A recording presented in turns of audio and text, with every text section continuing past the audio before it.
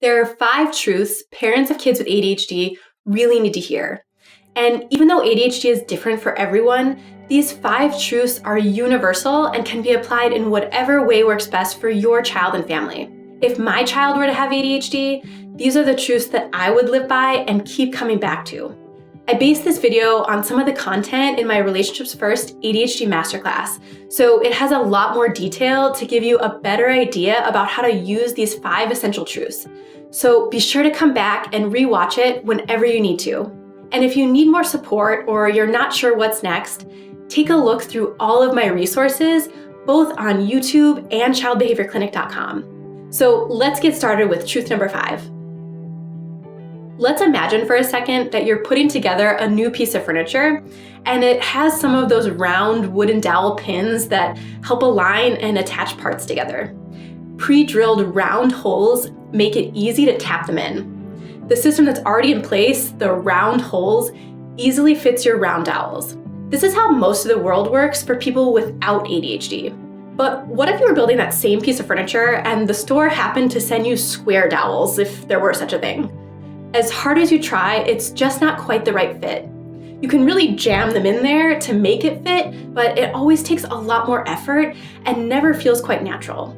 You know, it would be much easier if instead of trying to fit into the round hole, there was just an option for a square hole, one that just felt and worked better for your needs. Kids with ADHD need the people around them, especially their parents, to understand a very important truth, that as we understand it right now, ADHD is about having a brain that's wired differently. And different brain wiring requires a different system, accommodations, and support. It requires a change, like making a square hole for a square dowel. And this is an idea we need to keep coming back to and reminding ourselves of over and over. This is why if you've watched some of my other ADHD videos, you've probably heard me repeat this in almost every one. I think one of the most important things about parenting a child with ADHD is to have this mindset about how to think about the ADHD and how you think about your child. The mindset that ADHD brains are wired differently, that ADHD is part of who they are. This wiring genuinely makes regulating and controlling themselves, like their behaviors, their attention, their body, and their emotions, more difficult than for a person without ADHD. Trouble with executive functions, including self-regulation and control, as well as things like working memory, organization, time management, planning, and flexible thinking, are at the core of ADHD. And sometimes this is so tricky to recognize and acknowledge because of our expectations or past history, or just the way our round hole society generally operates and the ideas it's ingrained in us. But when you do have this mindset that ADHD brains are wired differently, you can safely assume that the majority of the frustrating or challenging behaviors of kids with ADHD are not actually intentional. They're not doing these things on purpose. It's just harder for them. Their brains think and behave differently. And when you adopt this mindset, you can also assume they need a different approach to something or a different way to solve the problem, a different system.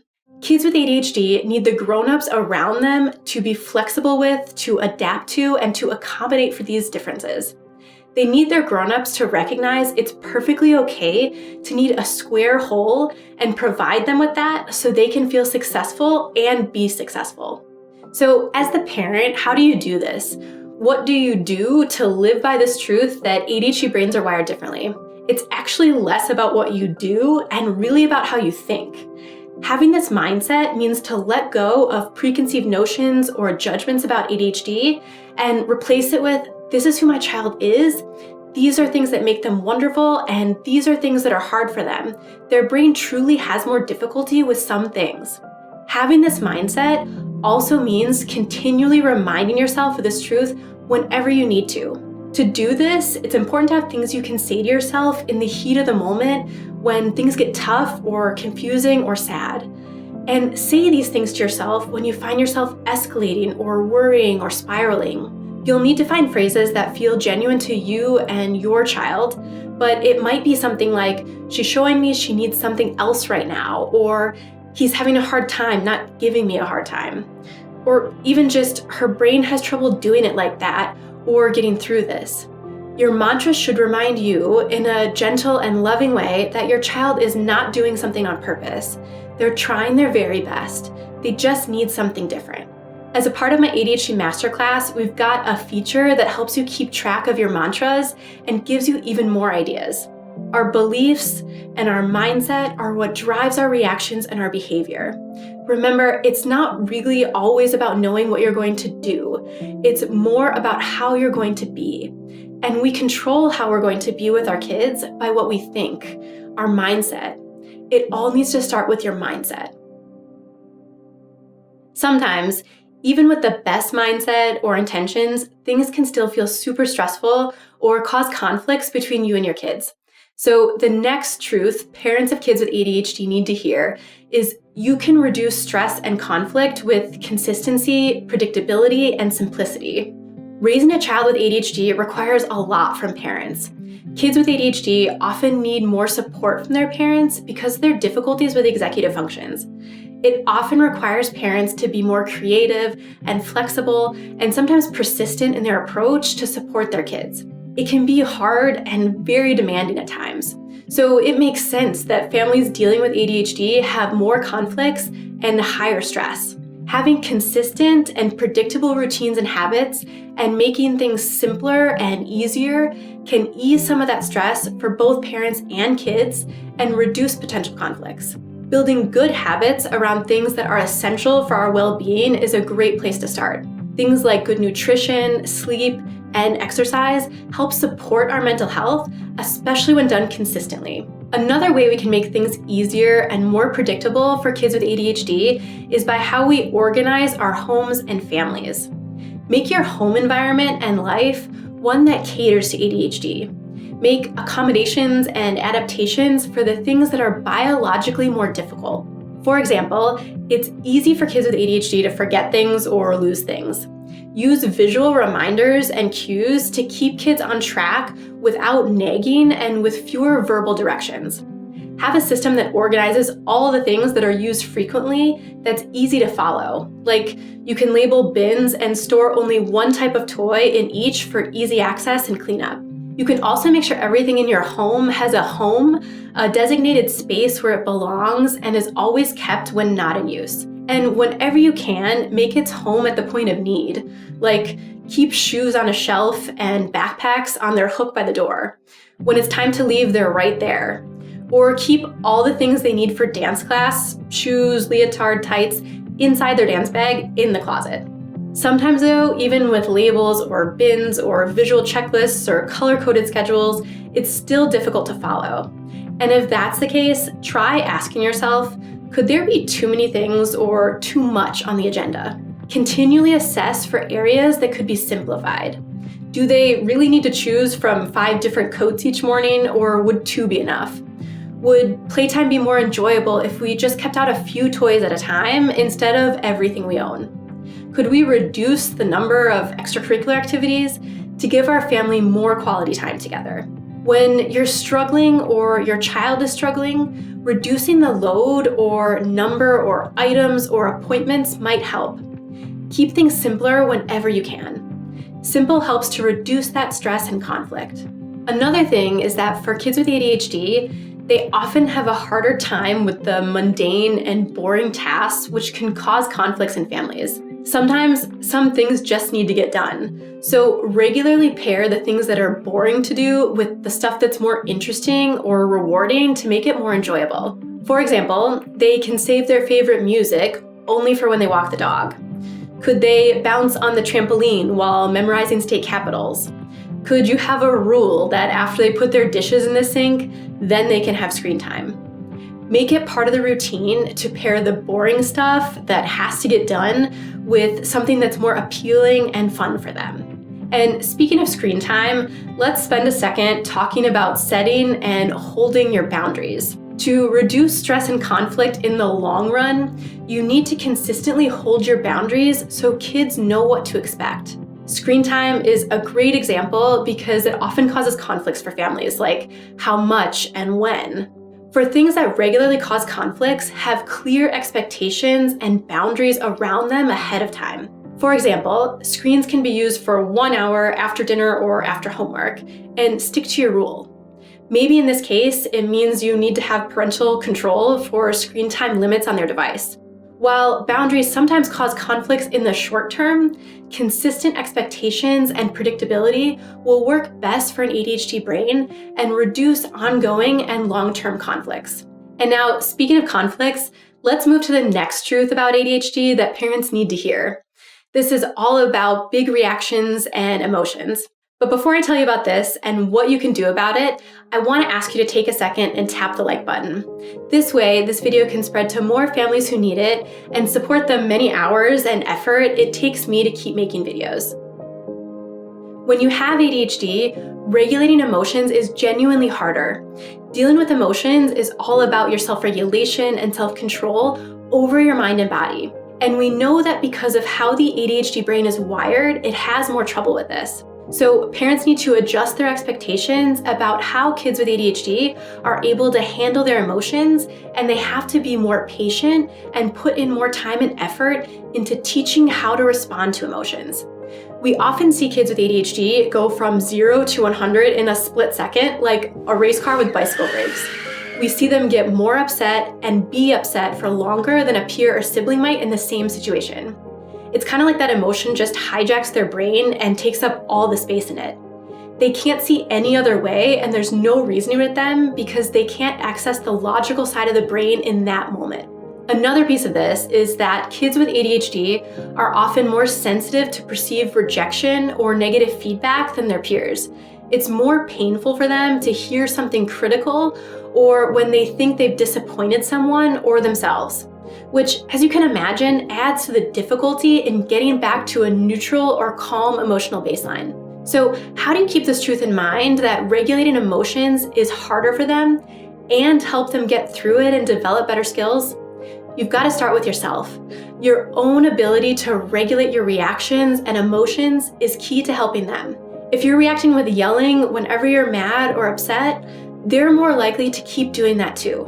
Remember, kids with ADHD often act on their impulses, whether that's helpful to them or not. They're missing that moment to pause and think about their reaction when they're upset. They just react instead. You have to consciously make effort to pause before you react to your negative emotions. Take a deep breath and take a bird's eye view of the situation. You can even narrate out loud the process of what you're doing, like, "Phew, I'm feeling really overwhelmed with all the loud noises. I'm gonna take a second right over there to breathe slowly." The other thing about this truth, that regulating emotions is tough for ADHD brains, is that we need to carefully consider how we give kids feedback about rules or when they do something that's not okay. Keeping in mind that they're most likely not acting that way on purpose, we need to communicate feedback sensitively and clearly state the expectation for what we want them to be doing. Like, let's say your child with ADHD gets upset when their sibling takes something of theirs without asking and then yells and calls a sibling a name. Instead of saying, "Hey, don't call your sister names, she's just borrowing it, don't yell at her," go to your child and pull them aside privately, acknowledge how they're probably feeling. State the rule calmly, and then tell them what they can do right then or for the next time. Like, "Gosh, that's annoying when your sister takes your stuff. I can't let you call her names though, no matter what she does. Calling her a name isn't going to get your stuff back or get her to ask before taking it next time." So instead you could say, "Oh, that's mine, can I have it back?" Or, "Can I have it back when you're done?" Or, "I didn't hear you ask me if you could use that. Please ask me next time first." With all of these examples, you're telling your child you know how they feel. You're not shaming your child for their reactions in front of others. You're showing them you can resolve conflicts calmly. And then, even when they're upset, there are other things that they can do to get their needs met. So up until this point, the truths I've shared emphasize things that are different or genuinely harder for kids with ADHD. And while these are important to understand, I think living through them can sometimes leave parents feeling discouraged or burned out. So I want to make sure that we balance the truths we live by with hope and confidence and unconditional love and support. Do you know what Olympic swimmer Michael Phelps Rapper will.i.am, fitness trainer Jillian Michaels, Olympic gymnast Simone Biles, and many more well-known people have in common, they all have ADHD. And I bet every single one of them had at least one grown-up who recognized truth number 2. Your child is valuable just the way they are. And when kids with ADHD have grown-ups who know their worth and potential despite their differences and continue to support them and encourage them, they will grow up knowing they have value in this world. Now, one of the unfortunate things, although I know this is slowly changing, is that many people don't fully understand what it really means to have ADHD and a difference in brain wiring. So often, kids with ADHD are misunderstood. Their behaviors and reactions and emotions are interpreted with some other meaning, one that's often negative. There's often judgment about why they're doing something in a certain way or why they can't do something in a certain way. And what ends up happening is these kids get a lot of negative feedback, which can lead to pretty negative internalized view of themselves. They hear, "Why can't you just pay attention?" or "Turn in your assignments on time," or "Sit still." And they interpret that as, "There must be something wrong with me. I'm a lazy person," or "I'm a forgetful person," or "I'm just too much for people to handle." And you can imagine what getting these comments day after day, year after year, does to a child's view of themselves and their self-worth. So this is why truth number 2, your child is valuable just the way they are, is so important. Parents need to know and recognize this because they are the ones that have to help their children know it too. They have to instill it in their kids, even when the rest of the world might tell them differently. You don't need to change them. They are valuable just the way they are. You've got to make sure that your approach is full of positivity and genuine connection. You've got to balance out the other unfortunate feedback and messages they will inevitably get. There are a lot of ways you can do this through the words you use when giving them feedback and the frequency of your feedback. You can also do this by spending special one-on-one time with them and taking an interest in and setting aside time for the things that are interesting and enjoyable to them. I cover all these in detail in my Child ADHD Masterclass. Check out childbehaviorclinic.com/masterclasses for more on how to develop a genuine connection that helps them feel safe and freely express who they are. I know some of you will hear this and think, but there are things about the ADHD that cause real problems. How do I teach them about things that are just not okay? Or how do I get them to not be disruptive at school or at home or in public? Here are 2 things that can help and also keep a child's self-worth intact and embody this truth that there is nothing wrong with them, that they are valuable just the way they are. And these ideas come from a documentary called The Disruptors, where a well-known ADHD researcher and psychiatrist, Ned Hallowell, explains, you don't need to change the ADHD or them. You need to change the systems and the environment around them. Like, if your child frequently forgets things they need for school, like homework or their lunch, put a visual checklist of everything on the front door so they have to see it before they head out. You've changed the system, the routine from asking them if they have everything and getting an automatic yes to slowing them down and consciously checking the items off. They learn to do the same thing, taking everything they need to school with them without negative comments or internalizing negative feedback from teachers and without impacting the view they have of themselves and who they are. In the documentary, Dr. Hallowell also talks about how the main 3 symptoms of ADHD, distractibility, impulsivity, and hyperactivity, can be disruptive and cause problems. But on their flip side, can actually be assets and can be real strengths that people without ADHD don't naturally have. Dr. Hallowell says when you turn distractibility on its head, you get curiosity. Think about it. If you didn't care or wonder about all the other things you notice, you would not be as perceptive or curious. Distractibility can lead to great curiosity. Impulsivity, one of the other core symptoms, turned upside down, is creativity. It's like impulsivity gone right. The most creative thoughts and moments don't come whenever we summon them. It's not like, oh, it's time to get creative, boom, here's my most creative idea. No, new ideas often come spontaneously, they come impulsively. And the other core symptom, hyperactivity, flipped, is energy. Don't you sometimes wish you had the energy of your child with ADHD? It's a real asset in many situations, especially as we get older and tire more easily. Remember, many of the most curious and creative and energetic people also have ADHD, and they've embraced their value to be successful. Check out the masterclass link to learn more about this and see a longer list of famous people you know that live with ADHD. As I think I've probably made clear, parents of kids with ADHD can have a big impact on how ADHD affects their child and how their child grows and develops and views their ADHD. And that's a big responsibility. So this brings me to the final truth parents of kids with ADHD need to hear. You've got to remember you are their leader and you deserve support too. How parents are doing directly affects how kids are doing. It means you have to take care of your own needs too. Honestly though, this is so much easier said than done. So often when trying to take care of yourself or get the support you deserve, it might feel like you're stuck or that you just can't. I would encourage you to think about two things: your current limitations or barriers and your values, what's most important to you and your family.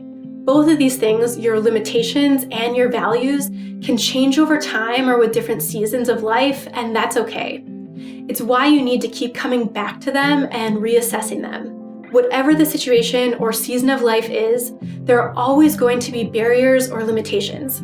So when you're feeling stuck, pause and reflect on if those barriers are set in stone or if they just feel like they're set in stone. These can be things like your time, energy, motivation, money, access to outside support, options for school or childcare or extracurriculars, your own mental health.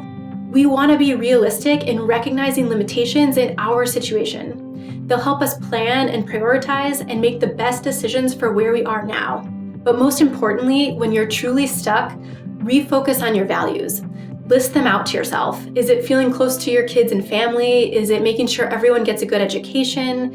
Is it creating healthy habits with food and exercise? Is it getting a handle on your finances? It can be whatever feels like a priority to you. Then put them in order of importance. Let your prioritized list of values guide you through your difficult decisions and the support you need.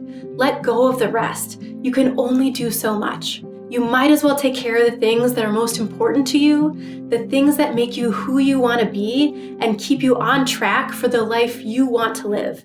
I know this isn't always easy though. This is why I created my ADHD masterclass to offer more accessible support for parents of kids with ADHD that not only teaches them practical skills about how to manage it, but also helps parents rediscover their family's values and focus on their relationships. I want every parent to be able to feel more connected to their child with ADHD and help them feel more successful in life. So head to childbehaviorclinic.com/masterclasses and check out everything available. While there are programs and treatments that focus on parenting kids with ADHD, there are few that focus on how to help the parents. And how the parents are doing directly affects how the kids are doing. So I hope you check out the masterclass and I'll see you there.